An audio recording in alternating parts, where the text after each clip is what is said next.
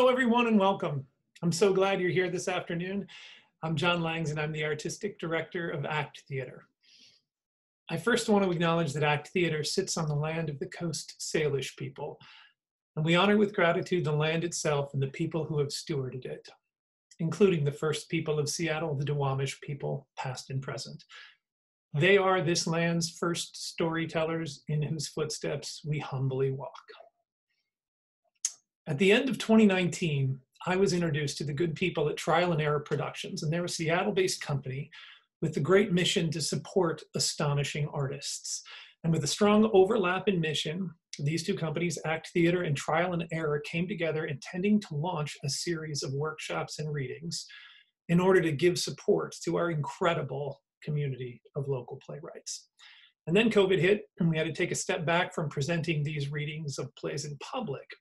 But the work on these plays has continued in a series of workshops taking place online, which means that when ACT Theater comes back, we can come roaring back with a series of public readings and hopefully a full-throated production or two by some of these fine, local, contemporary playwrights. My name is Holly Arsenault. My name is Andrew Lee Creech. Hi, I'm Keiko Green. I'm Brendan Healy. Katie Forgette. Amontaine Aurore. My name is Yusuf El-Gindi. My name is Kirsten Potter. There's some fantastic playwrights in this city. There's actually a ton of them. I think that it's time that we paid a lot more attention to the talent that's here. It's hard as a local playwright to actually feel like some of the bigger theaters are listening to you or giving you a shot. I think that there are so many really talented people here. It's what we've always been asking for, and so it's really exciting to me. I love the fact that ACT and Trial and Error Productions is doing this. We have the audience, we have the intellect, we have the artists. For some of us playwrights, I think it'll be a great opportunity to get in front of a different audience as well. There is something distinctly different about the energy of an audience who loves to come to new plays. I think it's so incredibly valuable for established theater audiences to be reminded of where theater comes from. I'm so excited. So this afternoon, to sharpen your appetite for the work of these artists, we have invited playwright Katie Forgette and director Bob Wright to give us a behind-the-scenes look at her new play called Welcome to Vita Vista Village, which we're workshopping this week. Both Bob and Katie have a long history of Seattle theater, and with ACT in particular. So as we approach this discussion, we decided to include a moderator who shared their history, who has acted in Katie's shows, and someone who Katie says knows where all the bodies are buried. So we'll pass the microphone to Jeff Steitzer, an actor and director who also served as the artistic director of ACT Theater from 1988 to 1994. Hi, Jeff. Hi, John. Thanks very much. I really appreciate the chance to talk to two of my favorite people. Hey, Jeff. Forgette and Tony. What? Just before we go, I want to just tell the audience that they have the opportunity to ask some questions as well of you and Bob and Katie in the chat box below. And I also just wanted to say we have a very generous community. We always have.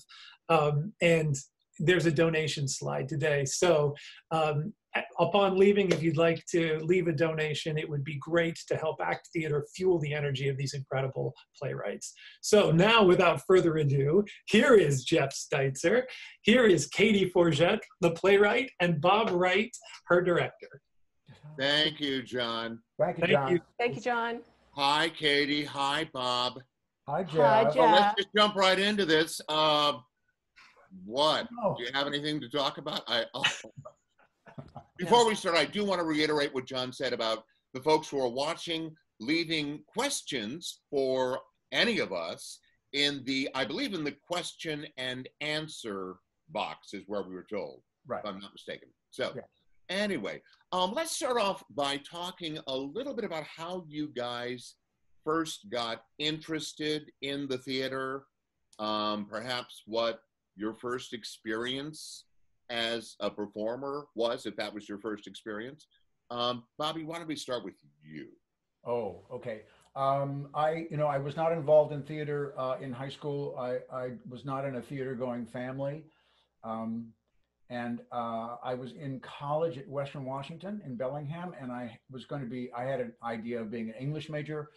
I had to take a stagecraft, or I had to take a speech credit for English. And so I took a stagecraft class, and I ended up stage managing, which I didn't know what that meant, a master's thesis production of a play by Par Lagervist called The Hangman.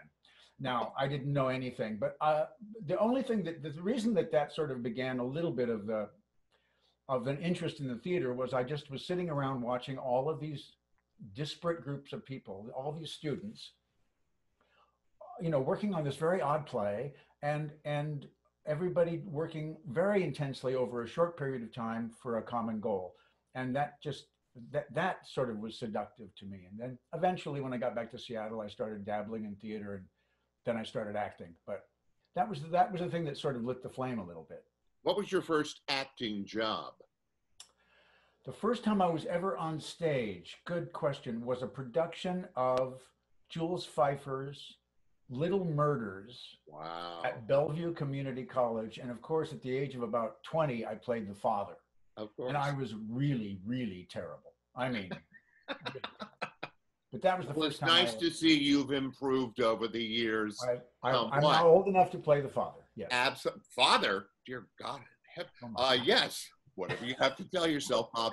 Katie, let's turn our attention to you. Can you tell us a little bit about how you got involved in the theater and maybe the first time you stepped foot on a stage? I think it was Hopscotch at the University of Washington. Horowitz, right? Yeah. No, Durang. No, Horowitz, yeah. At the old Showboat Theater. So I was at the University of Washington, and I just thought, I was pretty shy, and so I wanted to take some theater classes. I was an English major, just to sort of come out of myself. So I ended up taking, they had like the 200 series, the 300 series. It was Ruben Sierra and Robert Egan and Bob Loper. And then I sort of fell in love with theater, and I eventually, decided to spend a lot of money to get my master's to go to school. Yeah. Do you remember what your first role was that you performed? I think it was in Hopscotch. But I mean, what was the character? Can you tell us a little bit about that? I don't remember. She was very angry at her old boyfriend, and then he beat her up. Oh, and my father, the first and almost last time he ever saw me on stage, during this performance, when I was getting beaten up at the Showboat Theater, I heard my father say quite loudly to the rest of my family, "We're out of here." And he stood up and took my entire family, who were like in the third row, out of the theater. And we've been hearing that ever since. Exactly. I hear it every opening night, Jeff. So now you also ended up, both of you, then becoming involved professionally as actors. Can you talk a little bit about that, Bobby? I was lucky enough in 1975. I'd been sort of, as I say, dabbling in the theater and working at the Skid Road Theater, Skid Road Show, and the Bathhouse, and I got a chance to stage manage a play at midnight at the Empty Space. And in 1975, the Empty Space Theater was the small theater to work at in this town. And because a lot of the larger theaters like the Rep didn't hire a lot of local people. Anyway, I was lucky enough to be allowed to work there. And I mean, that's sort of where I think of as the beginning of my apprenticeship as an actor, which is ongoing. Because I was surrounded by people that and a lot of people in this town, John Elward and Laurie Larson and Megan Dean and Martin LaPlatney and Johnny Kaufman, and just a remarkable group of people, most of whom had come out of the University of Washington. Right. And I got a chance to just sort of hang out with them, and they allowed me to work with them. So whatever business I have in this, to be in this business, is a result of that, really. And so I got a chance to be in a number of plays at the Empty Space in the 70s. And Dan Sullivan, who was running the theater at the Seattle Rep at the time, saw me in a couple of plays there, and then he cast me in my first equity job in 1979. Wow. Katie, what about you? Let's see. I think it was Greg Falls gave me my equity card. With what show? Lie of the Mind. Yes, I was beautifully cast in that play. Anyway, so yeah, and what then, did you play, Katie? What? Do you remember any lines? Could you do a little of it for us? Would now be a good time, Jeff, for me to ask people if they'd like to buy some of my scripts? We talked about this. You're going to wait till the end. God damn So it. there's a lot. Some are produced and some aren't. Just, chat room. Just let me know if you want, because I have copies of a lot of. Nobody nobody said we got to have props. So Lie of the Mind was your first show at ACT. Did you get your card for that? I got a card, and then I didn't act for like 2 years, and I was a secretary, and then it was really sort of Doug Hughes that put me in a couple of workshop productions, a Harry Condolian play, which was absolutely hilarious. What was that play called? Can you remember? I don't remember the play. Love Diatribe. Okay, yeah. And then a John Robbie Bates play.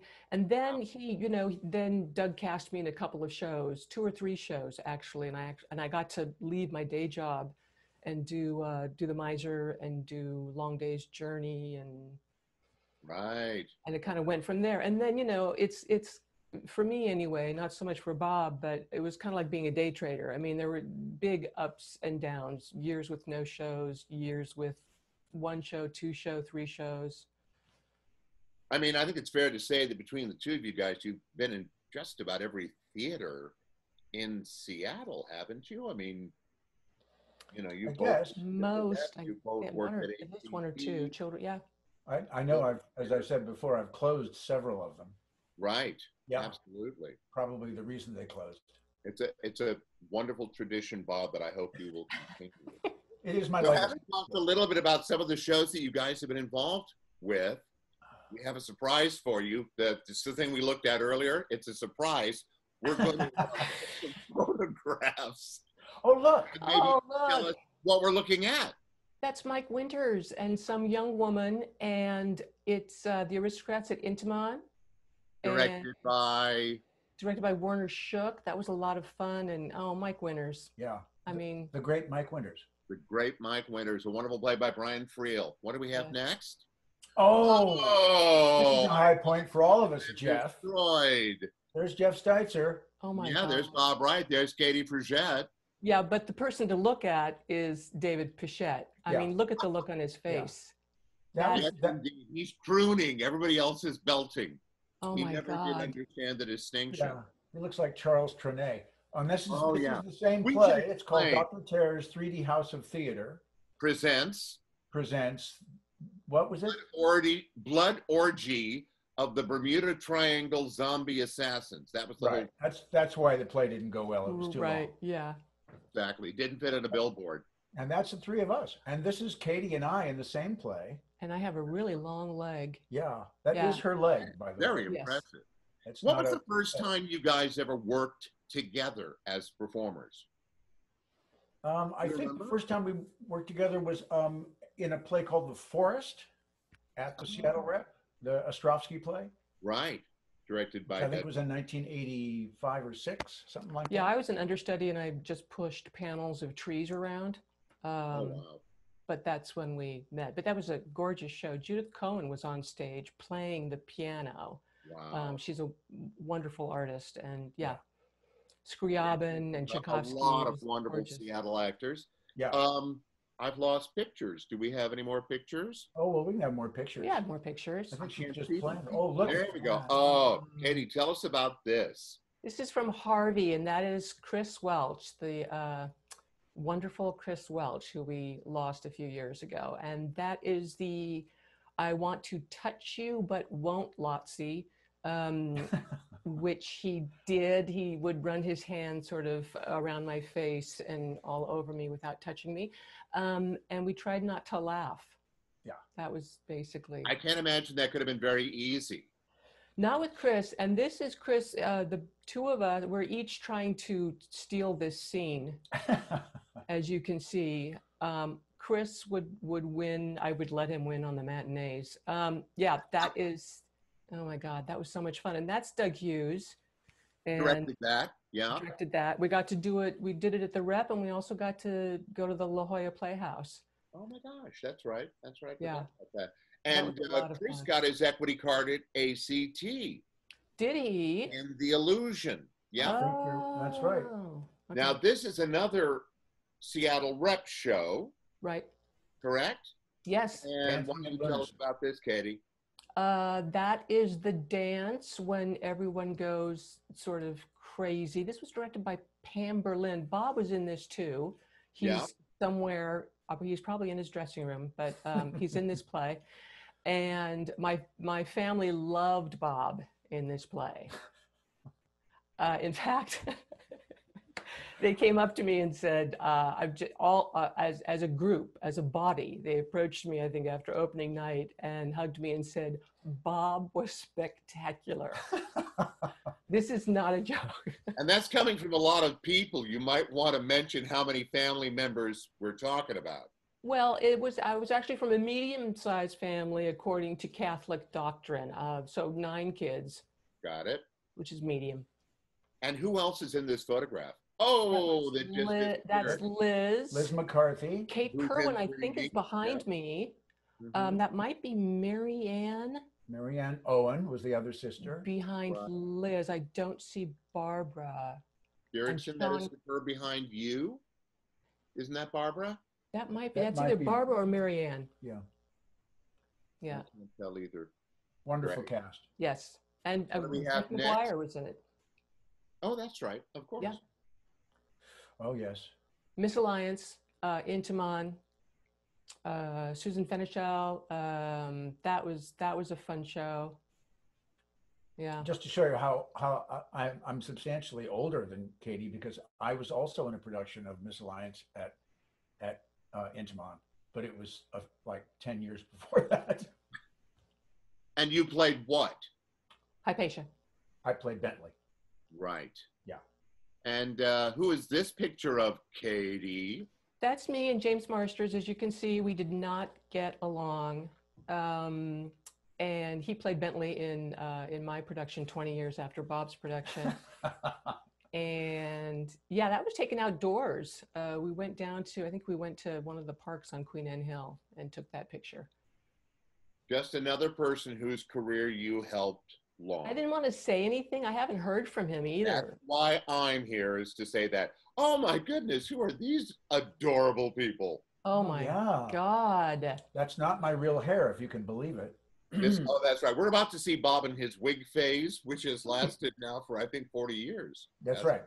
That's right. And that's part my hair. The dingleberries on the side are not my. And can you tell us what the play is and who these characters are? That is The Miser. It was directed by Doug Hughes. And I think my name was Valere. I think it was. And your name? I was called something else. Valera, I think. Valerette. Indeed. Okay. What's next? Oh, yes. This is a Stephen Dietz play called Private Eyes. I think this is a photo of you trying to explain it to Katie, and she's skeptical, isn't it? There was another person in this play called Jeff Steitzer. I remember him. Oh my gosh, the guy who got the Skittles stuck in the, yes. Yes. We won't talk about that. The Skittles got stuck in the stage machinery one night. Yeah, but it didn't stop the show. No, it did not. That's good. Nothing stops the show when the three of us are together. Only made it richer. This was originally done at the Arizona Theater Company. Yes, and then we did it again at the Seattle Rep. Seattle Rep. Yeah. Yep. Oh. Oh, Larry Ballard. Lawrence Ballard, one of the greats. Still with us. Yes. Yay. Yeah. Yeah. Not here, not in town. He's down. No, but he's still alive and kicking.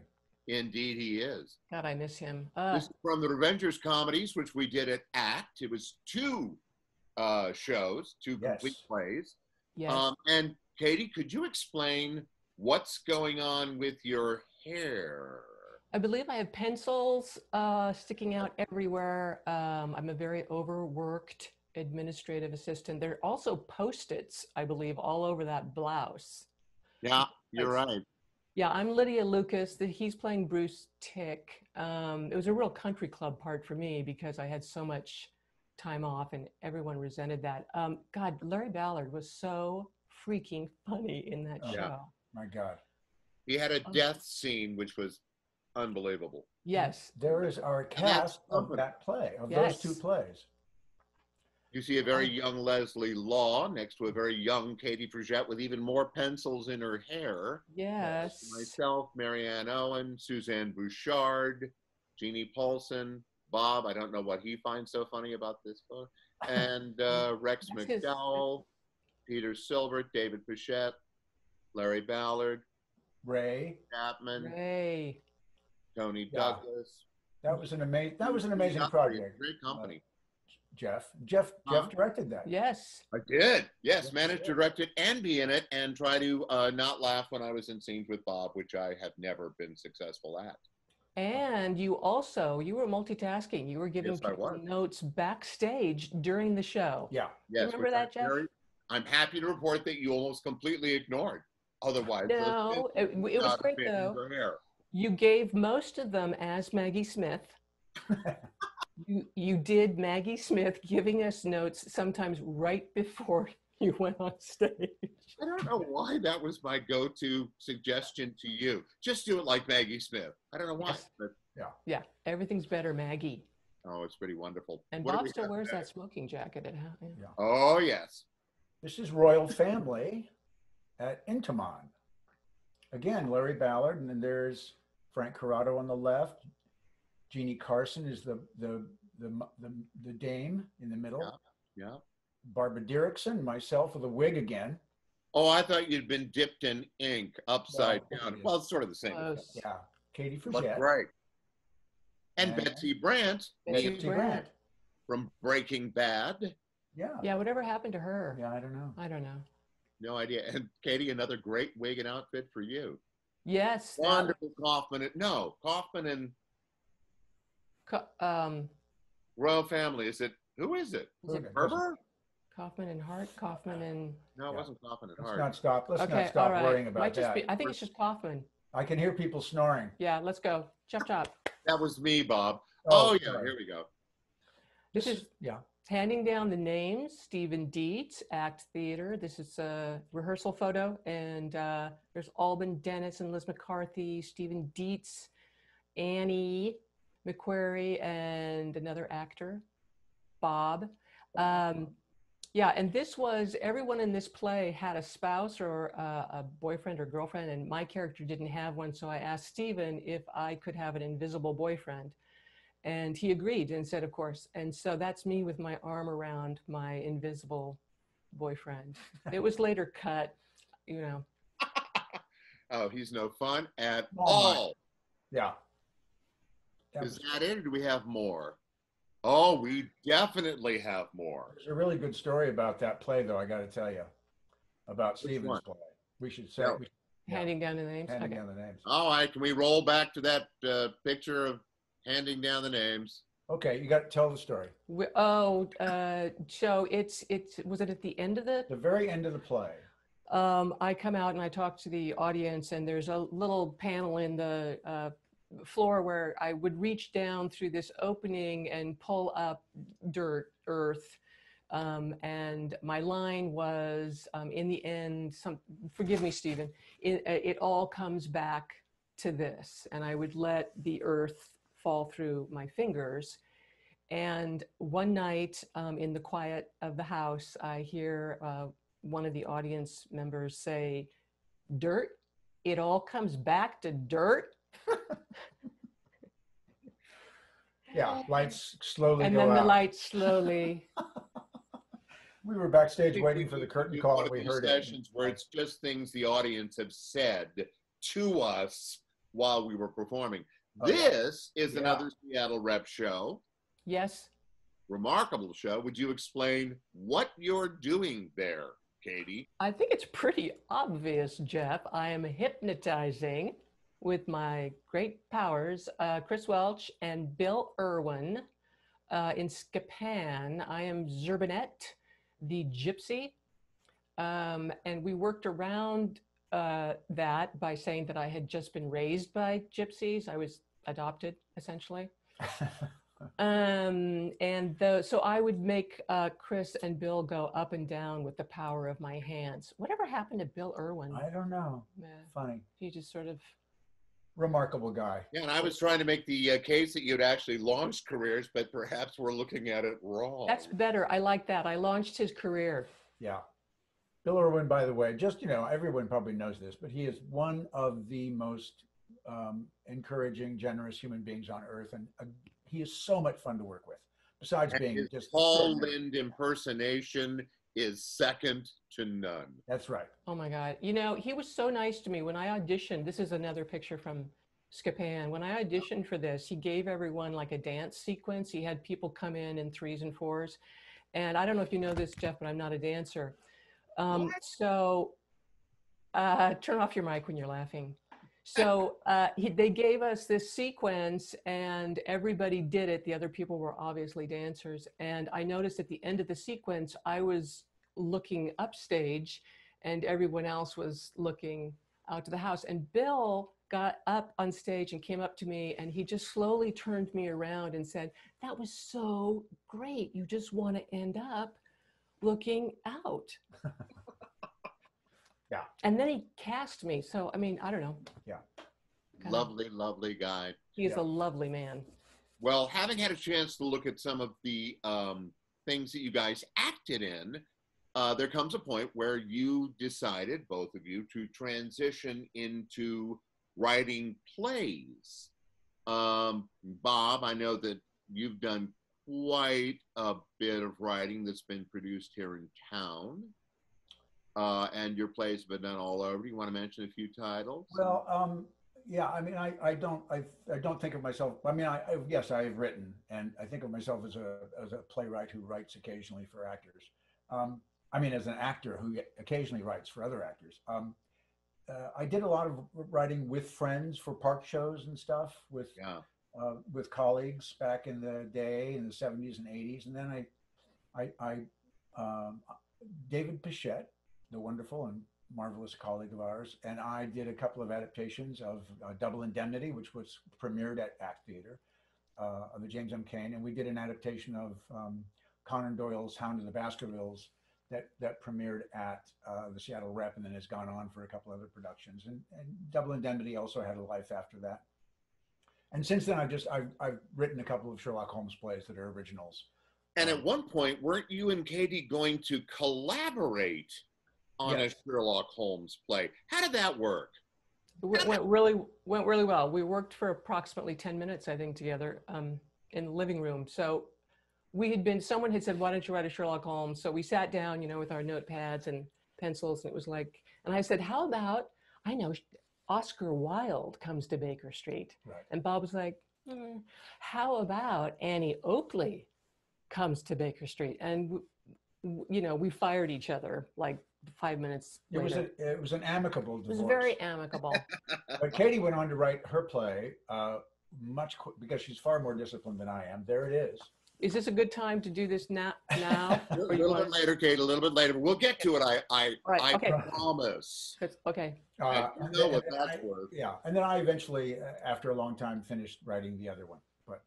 But that also, now that wasn't your first play, Katie. Can you talk a little bit about your first play?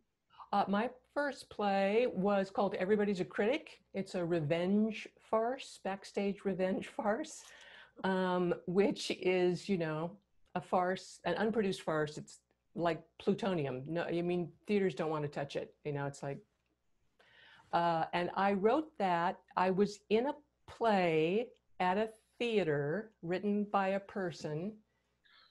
And it was it was not a good experience. And the play was, I think if you act long enough, everybody, you know, you have all these wonderful plays you were in, you have a few plays that were like maybe not so wonderful. And then everybody has maybe 1 or 2 moose murders on their CV where it's just like, oh my God, how did I get through that? I had to go on antidepressants and I lost my faith in God, whatever. So I was in that play and I was backstage trying to get ready to go on to navigate a scene that could not be navigated because there really was no scene. And I thought, what if this were deliberate? What if you were to cast someone in the worst play ever written as payback for something? And so I wrote this play about Orville Thorncroft, and he believes that Barbara, this actress, ruined his career because on the night of his New York opening of his courtroom drama, she started laughing in the pivotal scene, and the other actors on stage joined her. And then eventually the audience was laughing, and it turned this guy into the joke of New York overnight. So several years later, he decides he is going to orchestrate her demise, and he gets her cast in the worst play ever written as payback. I can say from experience of this play, having attended readings and been responsible, I think maybe for the first reading. Didn't you direct the reading, Jeff? Okay. Correct. Yes, I did. Put people in chairs facing the audience and let it go. That was a great idea. It was very, very funny. But then the next play that you did get produced. Yeah, did the O'Connor Girls at the Seattle Rep. Right. And which was very different from the first play.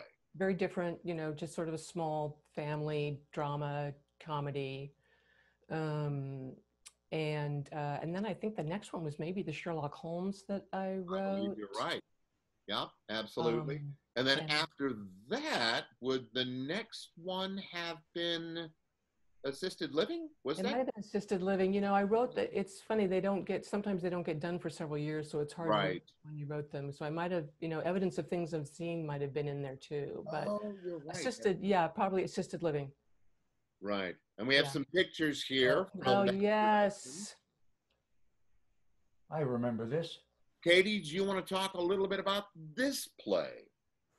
Yes, so you're using your own walker, Jeff. That is correct. You brought your own props, which was and my own nice feed of egg. you. Yes, that's correct. Yes. So when I left acting and got a day job, my day job was in elder care. And so I wrote a play that is set in the future at a point when Dick Cheney has become president of the United States. And Dick Cheney at the time was the scariest person I could think of to be our president. So there you go. There you go. And Medicare, Social Security is gone. Everybody pays for everything themselves. The motto is, if you caused it, you pay for it. And it is set in a renovated penitentiary where the inmates are the caregivers. Wow.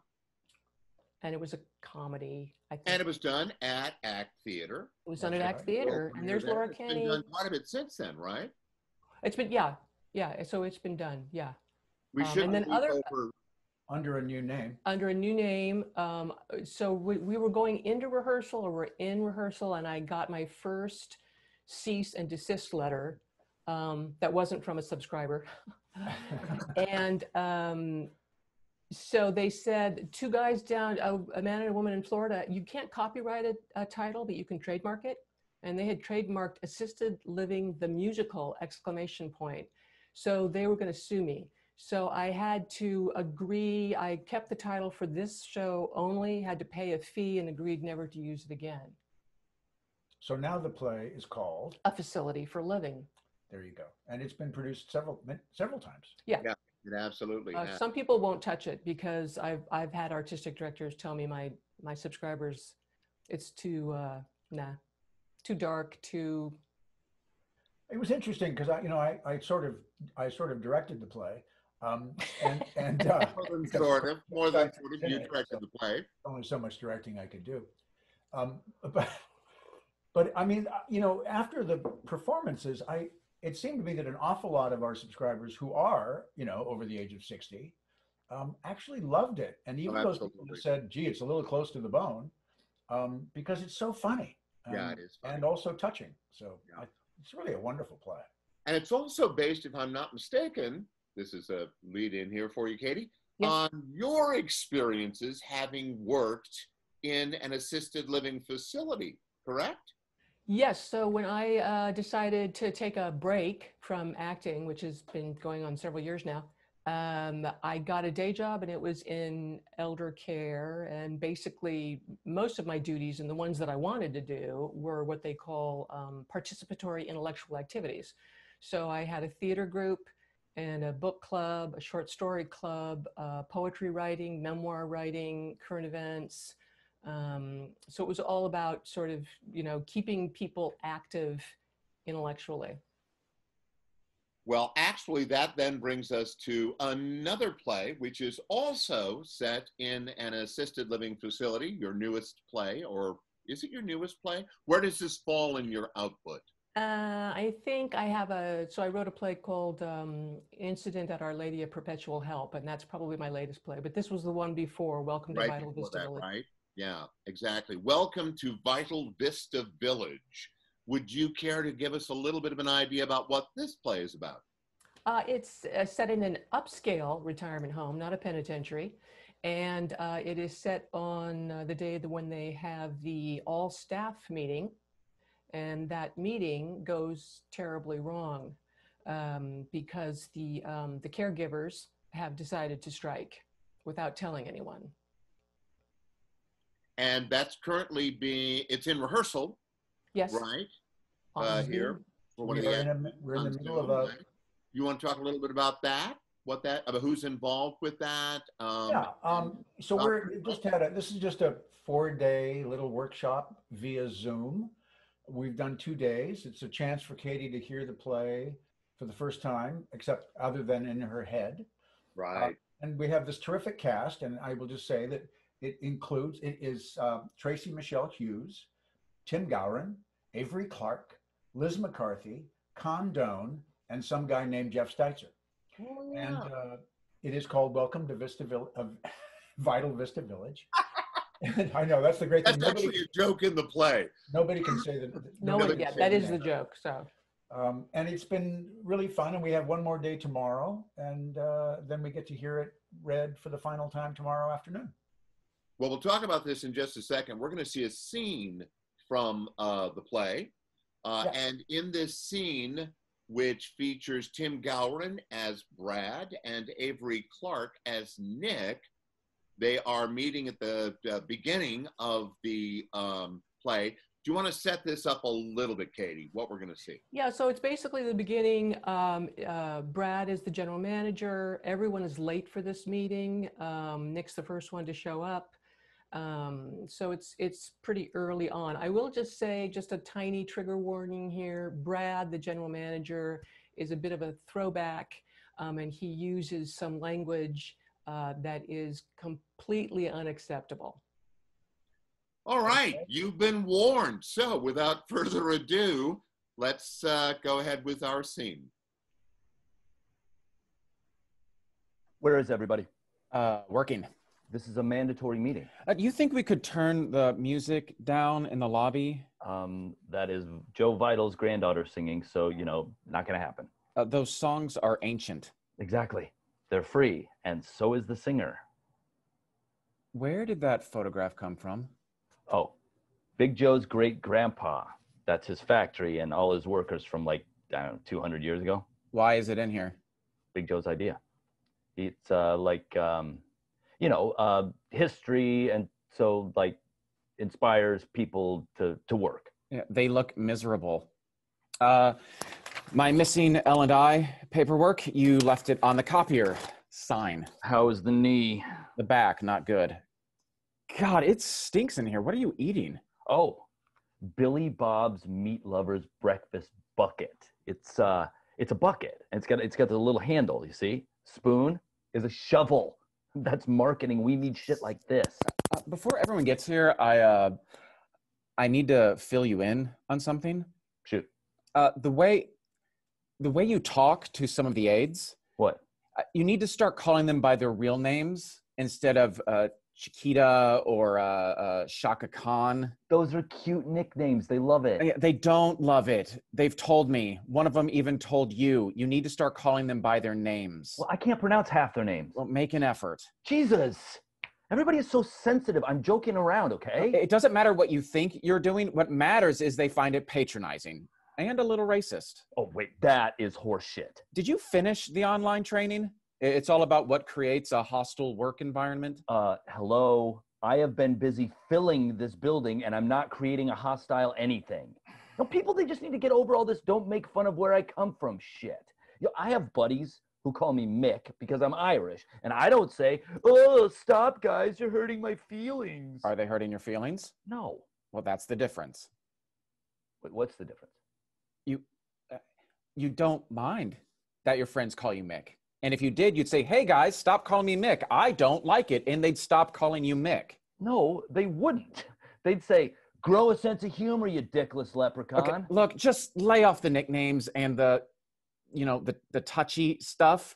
You know, I'm looking for a hug. Who wants to rub my back? How about it, Sacagawea? I have back pain. That will pay for a professional massage. Get your hugs from your wife. Look, Brad, people sue over this stuff. They sue because they can't take a joke? Yeah, good luck. No, they're not going to sue because they just damn right they're not going to sue because they don't have a pot to piss in. How are they going to hire a lawyer? They don't have to hire a lawyer. They can just write a letter to corporate or a newspaper or your father-in-law. Wait, what? Yeah. Big Joe, Mr. Vital Vista. So just call them by their names. They wear name tags. It's easy. Don't ask for hugs or massages. Everything's cool. Shit. Now, can we please talk about the van? No. You promised we'd talk about the van. That was before you called me a racist. But stop looking at boats and listen. There is no AC in the shocks or whatever they're called. Whatever they're called? They're non-existent. You can't sit in the back without being thrown around. It's a new van. There's no way that it is not a new van. There's less than 50,000 miles. Craigslist. You bought it off certified better than new by a reputed dealer. It's not safe. We have residents with back problems, arthritis. Well, then why the hell are they going on trips? We need a bus. Not going to happen. With an aisle. So they can stand up in poles that they can grab onto. How many times have I told you? A Cirque du Soleil performer couldn't get into the back seat of that van. The budget is the budget is the budget. I don't have a budget. Half my entertainers are student musicians. Get creative. Our happy hour vocalist took requests but couldn't sing any Frank Sinatra songs because she'd never heard of him. We've got a volunteer playing the washboard and spoons in the dementia unit. No. Primrose Lane. It is called Primrose Lane. Do not use the word dementia ever. Come on. The VP of Operation hears you use that word.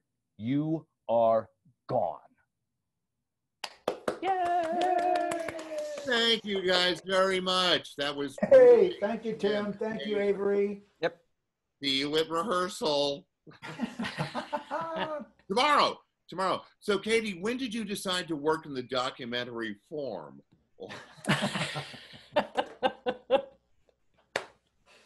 This is great. This is a very, very, very interesting play. Talk a little bit about doing this in a Zoom context, because that's something that obviously everybody is trying to come to grips with. John mentioned at the very beginning of this that obviously, you know, ideally we'd be doing readings for people at the theater. We can't do that now. What have been some of the challenges for both of you with this format? Well, certainly the technology. I mean, you know, making sure it's funny on stage, you always want to be seen. Yeah. Heard. It's the same thing in a Zoom rehearsal. So, you know, some people the lighting's different, microphones are different, the angle of your laptop, and then, you know, using tricks of the trade that will only really work for Zoom. They would never work on stage, but there's something you have to do for Zoom, you know, even if it's holding up a prop. Or, you know, yes, continue. You're gonna get to that? Okay. Or like a lot of people are on their cell phones in this show. So it's just a matter of like making sure that, you know, we can see the phone, things like that. Right. Yeah. And I think, you know, just the challenge, of course, I would imagine for the, you know, a playwright, I actually did a couple of weeks of a Zoom rehearsal for a new play of mine at a theater before it was finally shut down. And a lot of it is just, you know, trying to, if you try to attain some sort of a rhythm when you're doing a play. Right. And because of the technology, there's, depending on everything from broadband and I don't know what else, there are sometimes lags and things freeze up. And some people can hear things better than others. So it's difficult to approximate the kind of sort of organic feeling you get in putting together a text when you're sitting around a table or in rehearsal. But Right. it's, but I think, if this had happened in 1985, I mean, there would have been nothing we could have done, absolutely nothing we could have, everyone would have been totally isolated, would have been trying to do readings on the phone. And that would have been impossible. So it's actually a great gift. But we can all, obviously, we're all just waiting, we just want to get back in the room. Well, it's interesting because, Katie, when you were talking about props, obviously we saw Avery do that with a little bit of the paper there. Right. And he also added, I think, a name or something that was a photograph. He said that Right. photograph on the wall. Right. Right. Something like that. We've done that in a couple of instances. So what's been the biggest challenge working on this play, would you say, as the playwright? Well, for me, almost for any play, it's like, is it interesting enough? Is what I find interesting and going to be interesting to an audience? And it's essentially a meeting. The first half of the play is essentially a meeting. So I'm just I wonder, is the meeting too long? Are we, are we actually ever leaving the tarmac, or do we leave too late, too early? And also just dealing with, I think I've heard other playwrights talk about the voices in your head that say, I don't think you need to write this. I really don't. It's usually a voice that is either a priest or a nun, because I was raised Catholic. So they're standing there just like, Miss Forgette, I really, I don't think so. Rather prideful. Boy, we hear very different voices in our heads. I know we do. I love the voice in your head that is so loving and confident and loving. Well, listen, guys, it's great talking to you, but we need to open this up to some of the folks who are watching. Oh, damn. Okay. We have some questions, and to sort of control, we're getting to it. Well, there'll be time, I promise. In order to get that, we have Gail Bensler here to help to moderate some of the questions that people might have put into the Q&A box while we've been yapping. So, well, thank you very much, you guys. That was a lot of fun. Hi, everyone. I'm Gail Bensler. I am the Director of Marketing here at ACT. We hope you've enjoyed today's conversation. I know I have. So right now, it's not over yet. It's time for your questions. And we've got a few already. If you want to ask a question, it's simple. Just go ahead and head down to the bottom menu on your screen, type and click on Q&A, type a question in, and through the magic of technology, I'll see it. We'll try to get through as many as we can. So Bob, Katie, and Jeff, you guys ready? Yeah. All right, first one is from Megan and Greg, and they have a playwriting question. They're curious, do you read each other's plays in the process of playwriting? How does that go? What is the process of? Do we read? I'm sorry. So Megan and Greg want to know if you read each other's plays. Yes, we do. Yes. I usually wait until I have at least a first act for Bob to read it and hopefully say, yeah, you should finish it. And yeah, I think yes. We do. Katie is more discreet about her work than I am, in the sense that she sometimes doesn't, I know she's writing. I have a tendency to sort of talk to her a lot about, I'm doing this now, and maybe I'll have, I'm just blabbing a lot more about my work. But yeah, we do. I think we're both the first person that, we're the first people that read each other's plays. Thank you for the question. Yes.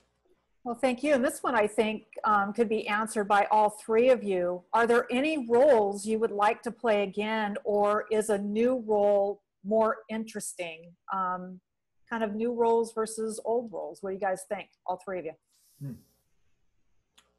Jeff, you want to start? Yes, absolutely. Yes, actually, the role that sort of sprang into my head immediately was Inspecting Carol.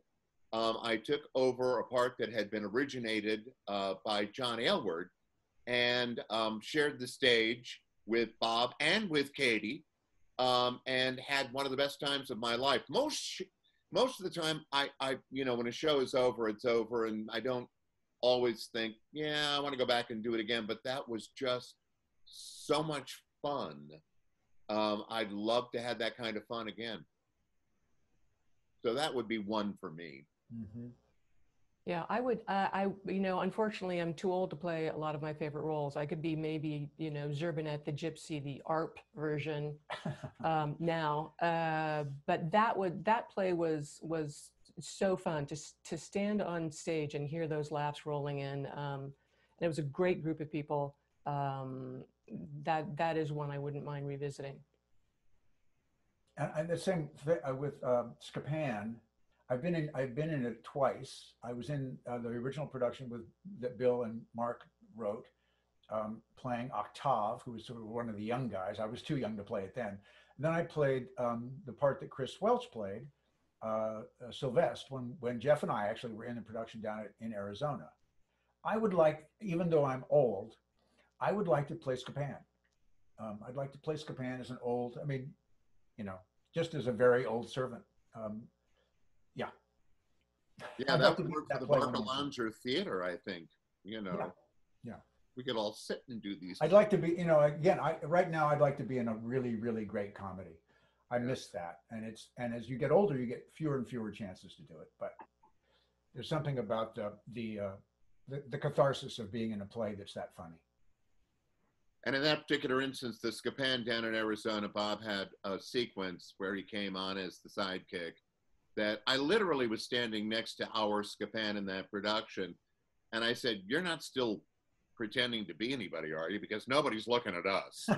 Bob was upstage playing a dinosaur in a false perspective town, in a little tiny miniature town. It's too hard to explain. We haven't got enough time. Anyway, yeah. Thank you. Well, kind of jumping off that, Katie, we've got another question for you, and it is, I think, an interesting one, and one I don't think we touched on yet during the discussion, and that is, do you have any plans to direct? Who, me? You. Yes. No, I don't have any plans to direct. I think I'm not sure I could wear both hats. Although I will say that I call it mind's eye production. I mean, any play that I write is fully cast, produced. I've done the set, the lights, the costumes. I've directed it.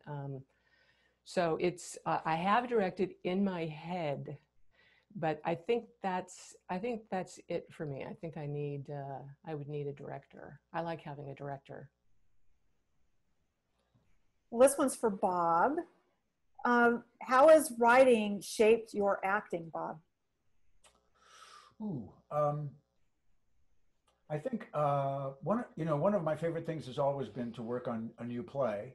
As an actor, it's a great adventure to be in a room when a text is being worked on by a playwright. And I've always felt that the thing that I can do the best is not to suggest anything, but to simply try to do the work as best I can. I think, if anything, because I've been through it sitting on the other side of the table, watching people try to do my words, I think it has made me more patient. And because there are times as a playwright when you want to say, can we just do the scene, please? And instead of necessarily, I mean, not, and these are usually really wonderful actors, but there's a time when actors will, especially if you ask them, if you give them permission, they'll start talking about what might be a good idea. And it probably is a good idea, but there is a time at which you just go, let's just do the scene and then we'll talk about it later. So as an actor, I just try to do the scene, I think. Thank you. Oh, thank you. And Jeff, this one's for you. You really are a Jeff of all trades. You do voice work, acting on stage, directing, plus Halo.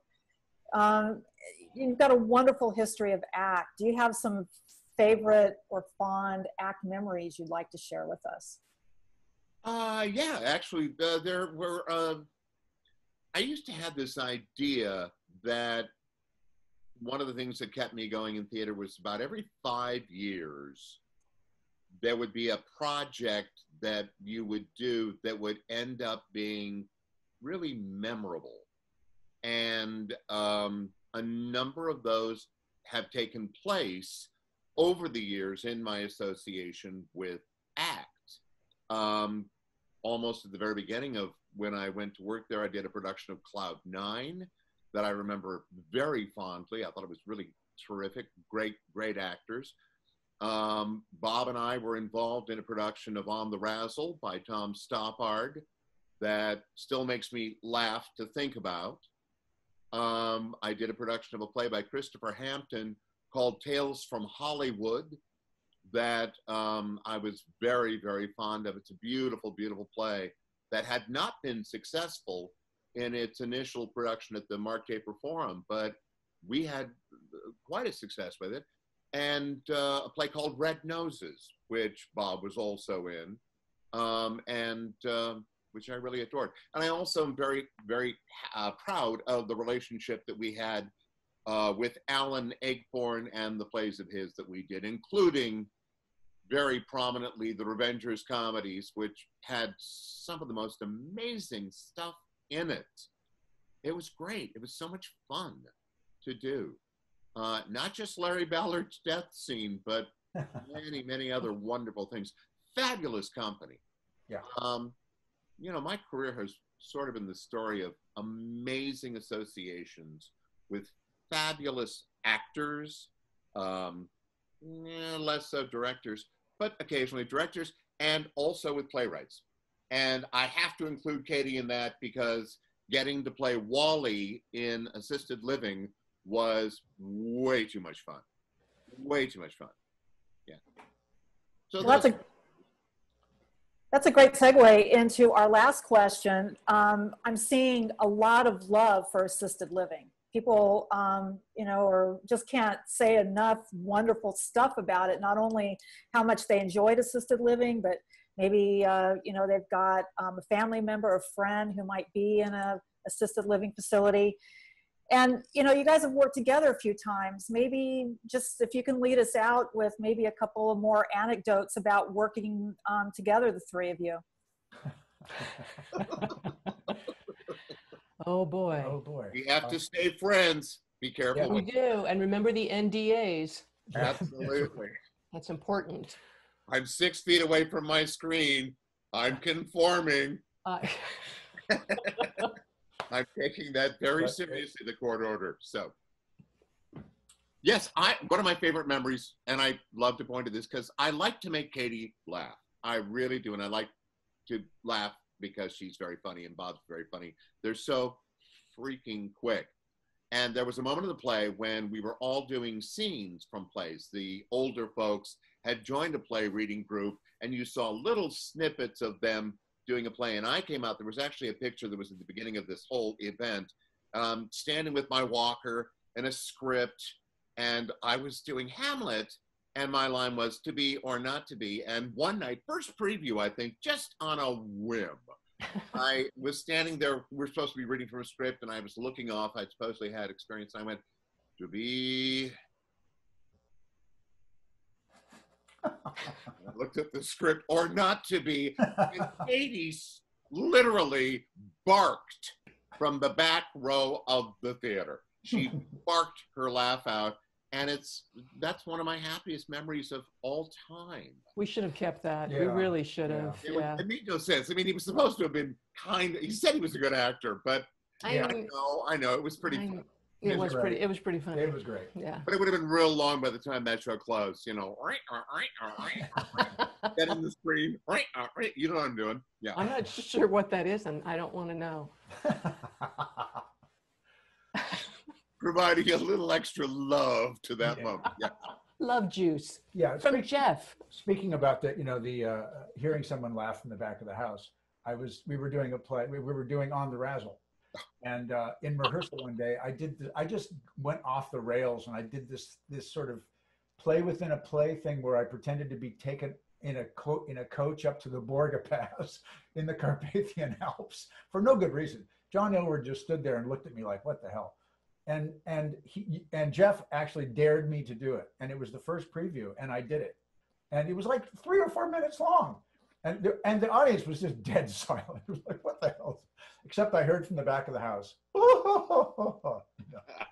Yes, my tackle. What other assisted living stories can you tell? Yeah. Yeah. With that, oh, I'd have to name names. That's right. Yes. Yeah, that would be really hard. No. Yeah. I mean, I could tell a story about royal family, but I'd have to use a kind of a not very polite word. Well, why don't you talk about, you know what, you have not talked about Laura Kenny, who's one of your favorite people. Oh my God, Laura Kenny. I mean, you know, I love Bob, but when I'm writing plays, Laura Kenny is the person in the room who's like, hey, I'm over here and I'd like a part. And you know, she comes into my head a lot when I'm writing. And it's not just because she did the Eleanor Roosevelt love scene so well in Everybody's a Critic. I mean, Laura Kenny is just comedy gold. She is, you know, and a delight to work with. I mean, you can go up to Laura Kenny and say, could you go 5% faster on that line? And she's just like, yeah, I got it. You know, she can make it big, she can make it small. Yeah. Oh, Tim Gowron, I'm sitting right here. Whoops. I think we should talk about. Yes, Tim was also, he's like part of the Katie Forgette rep company. Yeah. Well, isn't he? That was a long time ago, Jeff. Hi, Gail. Hey, sorry, you guys. I know this has been a lot of fun, and I think what we can try to do is maybe get some of the additional questions answered, maybe by email, and get it to people afterwards, because we've still got a bunch, and I know you guys have a bunch more stories too. Sure. Thank you so much. Thank you. Thank you. Thank you. And thank you, Jeff. Thank you, yeah, Jeff. So thank you, Bob and Katie, and everybody. Katie's plays are available. Oh, wait a second. For sale. You just have to know where to find them. Quickly. $5. Let me know. Free shipping if you buy more than 10. Gift wrap them and include a slice of pie. So, all right, Gail, thank you so much. And everybody, thanks for being here. Thank you. So before I let you go, don't forget to register for our next ACTLocal Playwright Series on October 1st, 7 p.m. We'll welcome the award-winning playwright Yusuf El-Gindi and our artistic director, John Langs, talk about Yusuf's play, Hotter Than Egypt. You're gonna love this, it's gonna be fun. You can register now at acttheater.org. It's free and it's easy. So until we see you on October 1st, on behalf of all of us here at ACT, and Bob and Katie and Jeff, have a wonderful afternoon. See you soon.